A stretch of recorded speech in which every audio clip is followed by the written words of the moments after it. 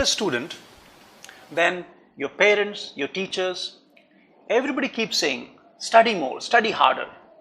And that is true, it's very important. But today in this video, I'm going to talk about why sports and fitness are also extremely important. Now, there are at least 3 reasons why these things really matter. Number 1, today, the biggest problem for any student or child is stress.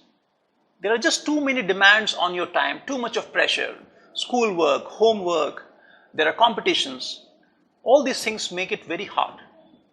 Now, the best and the biggest stress buster is physical activity. If you go out and play for an hour, let's say you play football or cricket or something involving intense physical activity, what does that do? In the process, the blood flow in the body goes up. You sweat. When you go out, right, there's a change of scenery. In the room you're sitting and the same thing going on for a couple of hours. When you go out, it's a different thing, right? So your mind feels fresh. And that will bring down the stress levels dramatically. So that's reason number 1. Reason number 2 is that even from the point of view of exam performance, right, for you to learn effectively, your brain has to work well. It has to work, you have to be able to focus really well. And when you are doing some physical activity, what happens? You are, again, blood flow in the body is better, you feel hungry, you sleep well, and you generally feel happy and cheerful.